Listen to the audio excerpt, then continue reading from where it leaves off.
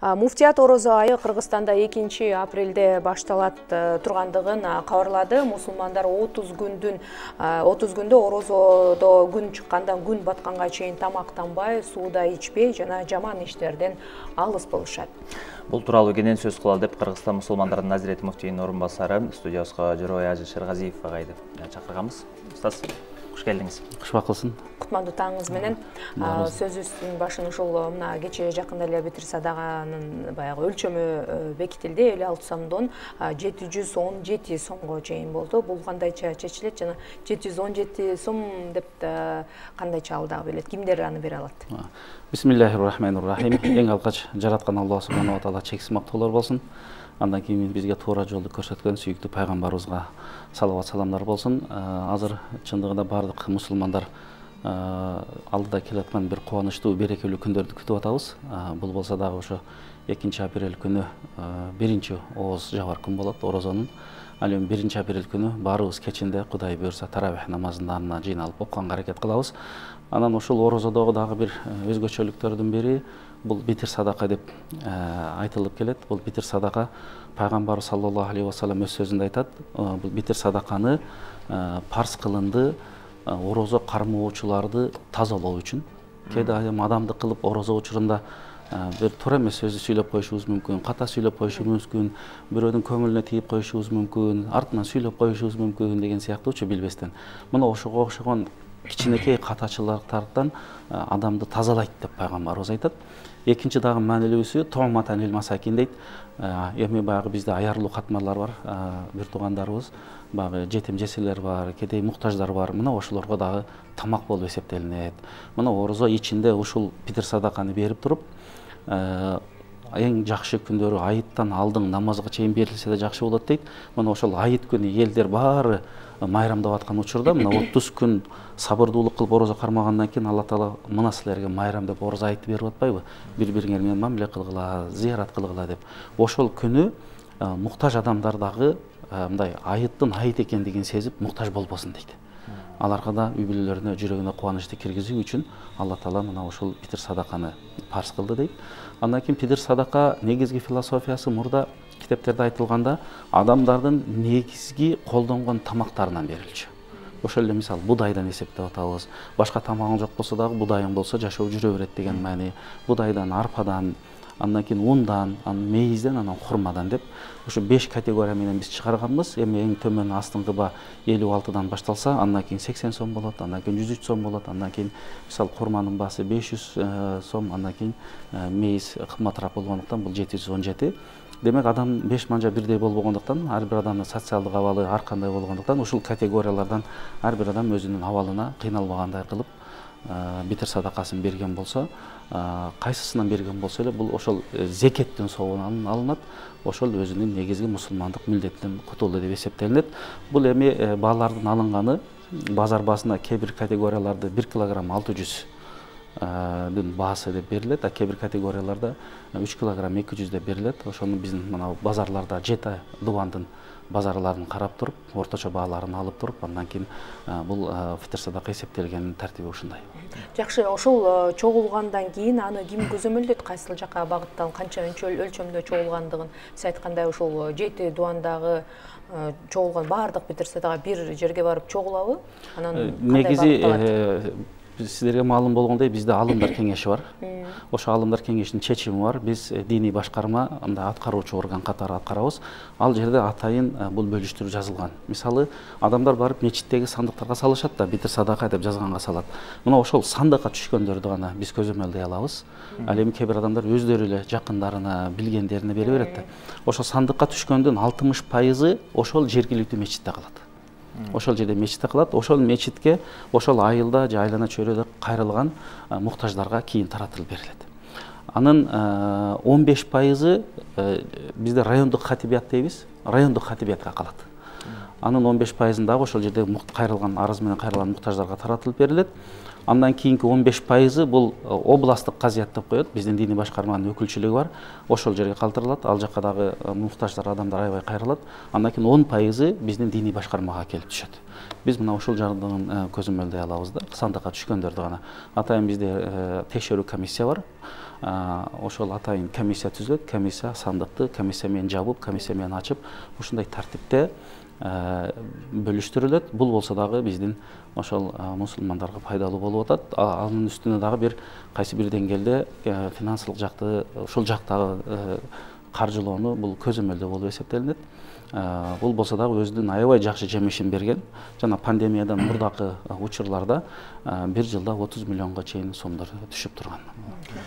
Агай, орозо кармап өз көзүбүз менен көргөн учурлар бар. Чылым чеккен учурлар бар. Ого ачпайт депчи, наспай чеккен, жутпасам болду да деп, мисалы, тиш пастасы, ушулар тууралуу айтып берсеңиз. Ооба, чындыгында орозо ичке кирген нерседен бузулат деген эреже бар. Ооздон, мурундан суу киреби, атайлап киргизсе, ошолордун баардыгынан орозо бузулат. Ошондон бул тамеки, насыбай бул кескин түрдө тыюу салынат. Ооздорду ачып салат. Ал эми пастаны бул макури деп айтылат. Өтө этияттык кыла албаймын деген адам пастаны колдонбой эле андан көрө мисвак колдонсо болот деп айтабыз. Ал эми жок, өтө этият кыла аламын дегенге паста колдонсо болот. Эң негизгиси ошол тамактан ары бир тамчы сууда кетпеш керек. Же жөн эле щетка менен деле, Же жөн эле щетка менен да тазалап коюш керек. Же болбосо ошол биз баамдатка чейин саарылык ичип оозду жаап атпайбызбы? Ошондон кийин кичине убакыт калтырып, ошол учурларда эртерээк оозду жаап туруп, бир мисалы азан айта турган учурдан бир 5-10 мүнөт, 15 мүнөт эртерээк оозду жапканга аракет кылып, тамакты жегенден ошол учурларда колдонуп алган болсок, бул эң жакшы болот. Сарылык деп айтып калдыңыз, ушунун маанисин айтып берсеңиз, кээ бир учурда баягы оозун жаппай эле уктап калып, ошо ойдон тамак ичпей кечке чейин жүрө бергендер деле бар да. Ооба, бул саарылык деген бул жакшы нерсе. Пайгамбарыбыз өз сөзүндө айтат: "Тасахару фа инна фис сухури барака" дейт. Силер орозо кармай турган болсоңор, эртең менен туруп ошо саарылыкты ичкиле дейт. Анткени ал саарылыкта береке болот дейт. Пайгамбардын айткан сөзү бар. Мына ошондон ушундай кылып койгон жакшы, себеби эртең менен турган адам ал тамагын ичет, чайын ичет, жакшы ниеттерин кылат, даярданат. Андан кийин жана баамдат намазына уктап калбай, аны окуп, андан кийин башка жумуштарына барат. Өзү негизи саарылык эмес, жөнөкөй учурда деле пайгамбардын айткан сөзү бар. Менин үммөтүмдүн берекеси эртең менен эрте турганда деген пайгамбардын сөзү бар. Жакшы, анан орозо десе эле биз ошо тамактан тыйылуу дегенди түшүнөбүз, бирок көздүн орозосу, мисалы, тилди тыюу, жакшы сөз угуу деген сыяктуу ошол маселелер көп эске алынбай калат да. Ошолар тууралуу да, эгер ошондой учур болуп калса, ооз ачып алуу коркунучу барбы? Ооба, чындыгында негизги орозонун эмне үчүн Алла Таала бизге парз кылды дегенде суроо туулушу мүмкүн ушул маселеде. Негизги Алла Таала биздин орозо кармабаныбызга муктаж деле эмес. Тескерисинче биз өзүбүз тарбиялаш үчүн орозого муктаж болот экенбиз. Орозо бул береке, адам өз жан дүйнөсүн тазалайт, акыл пикирин тазалайт, Кудайдын буйругун аткарат. Анан пайгамбарыбыз айтат: "Рубба саймин лайса лаху мин сиямихи илля жуа" дейт. Кээ бир орозо кармагандар бар, кечке чейин чаңкагандан, ач калгандан башка эч нерсе тапкан жок дейт. Мындайча айтканда, орозону кармады, бирок дагы эле бирөөдү гыйбат кылып атат, дагы бирөөдү ушактап атат, дагы эле бирөөдү жамандап атат. Мындайча айтканда, ыплас иштерди кылып атат. Орозо негизи намаз, орозолор адамды жаман сөздөн, жаман иш аракеттен тыйыш керек дейт. Орозонун негизги багыты деле ошол. Тиги адам мейли орозонун сүрөтүн аткарганы менен ага бериле турган жакшы береке, кут, сооптарга жетпей калды дейт да.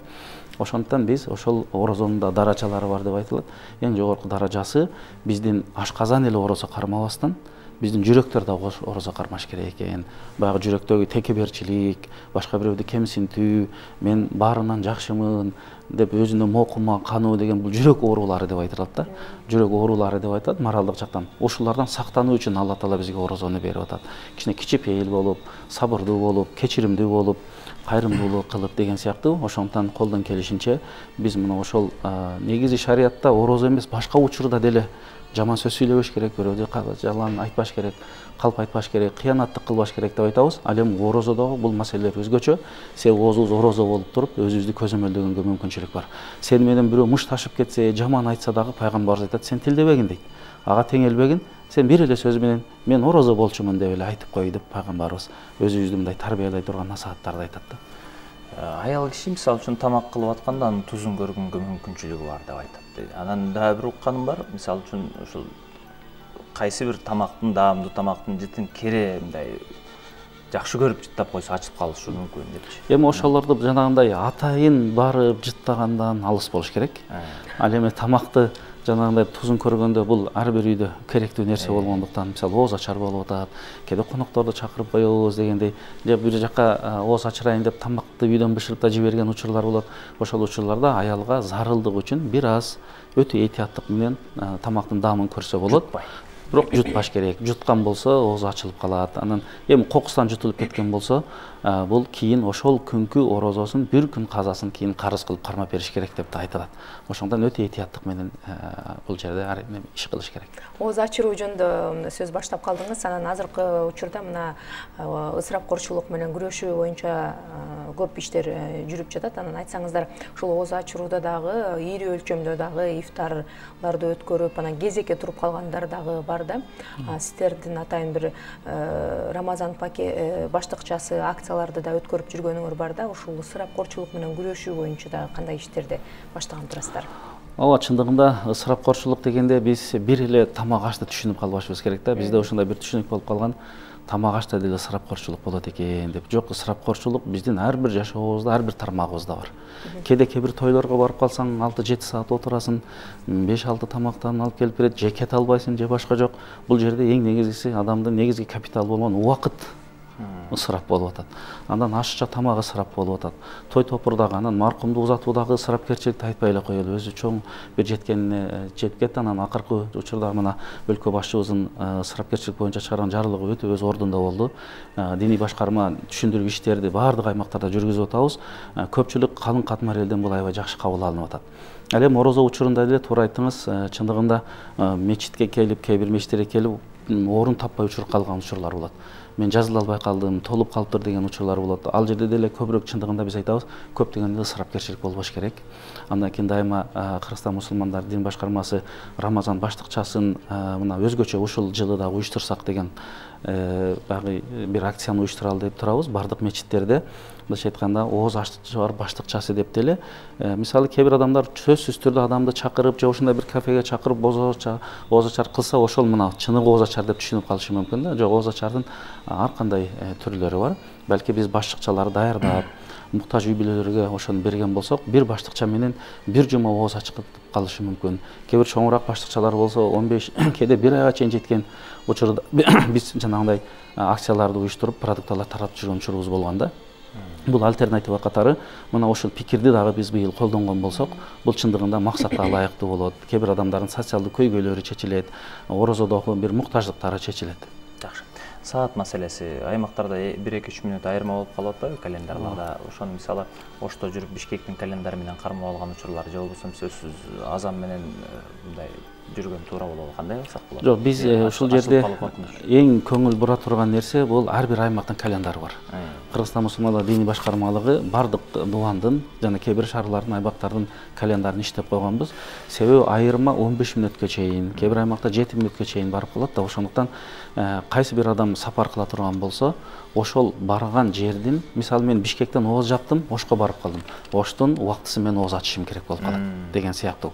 Мисалы Нарында ооз жапкан болсом, Бишкекке келсем, Бишкектин убактысы менен ооз ачышыбыз керек болуп калат да. Андан кийин бул жактан же Баткенге барып калсак, эрте менен дагы ал жакта кээде 25 мүнөткө чейин айырмачылык болуп калат Бишкектен. Ошого чейин болуп калат. Ошондо биз мисалы Баткенге барып калган болсок, Баткендин убакыты менен оозубузду жабып, Баткендин убакыты менен оозубузду ачышыбыз керек болуп калат. Ошондон ар бир мусулман кайсы жерге барса, ошол жердин календарын колдонгону бул эң туура болуп эсептелет. Күн ысып калат деп үмүт кылып атабыз. Анан жайында көбүнесе мындай орозодо өтө ысып кеткенде чайканып алууга мүмкүнчүлүк бар деп айтат да. Ооба. Эми чындыгында чайканып алганга мүмкүнчүлүк бар. Эч бир мындай кескин түрдө тыюулар жок. Бирок бир эле шарты ошол мурундан ооздон суу кирип кетпеш керек. Ал эми кулакка бир аз суу кирип кеткен ал эч нерсе эмес. Себеби кулакка кирген суу, бул жердеги негизги мааниси эмне? Ооздон мурундан кеткен суу ашказанга барат, анан адамга тамак болуп калат деген сөз. Ал эми кулактан кирген суу ашказанга жетпейт экен. Бул медициналык жактан, бирок кулакка дары куюп койсо ал акырын ошо ашказанга жетип кала турган учур болот экен. Ошон үчүн дары кулакка куйбагыла деп айтылат. Ооз ачар учурунда гана, ооз ачкандан кийин деп айтабыз.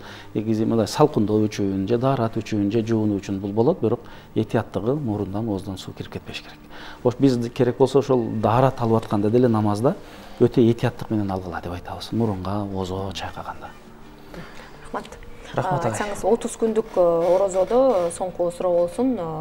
Бүгүн мына ушул күндөрү кандай даярдык көрүш керек кимдеги орозого камдып жатса? Ооба, орозо чындыгында өтө берекелүү, куттуу ай. Ар бир жакшылык ишке эселеп сооп бериле турган ай, жан дүйнөнү тазалай турган ай болгондуктан бул орозого эң негизги эле даярдык биз ниетибизди тууралашыбыз керек. Мен Кудай үчүн, ыхлас үчүн тутамын, өзүмдү тарбиялаймын, оңдоймун, жаман пейилдерден арыламын. Андан кийин эгер бир катачылык иштер кылып жүргөн болсок, тооба кылышыбыз керек. Мындай тооба кылганда адамдын жүрөгү тазаланат дейт. Болду эми бул ишти таштайынчы жаман иш экен, мусулманчылыкка да туура келбейт, шариатка да туура келбейт, башкаларга да зыян болуп атат. Ушул орозодо ошону таштайын деп тооба кылып туруп, негизги ошо тооба менен кирген болсок орозого чын ыхлас менен өзүнүн мөмөсүн чындыгында биз биле алабыз да. Рахмат агай маалыматка. Биздин студиябызда Кыргызстан мусулмандарынын Назирет муфтийинин орун басары Жорой Айжи Шергазиев агайыбыз жакшы маек куруп берди. Ыраазычылык сизге. Программабызды улантабыз. Коомдук канал Таңкы Замана студиясы менен кала бериңиздер.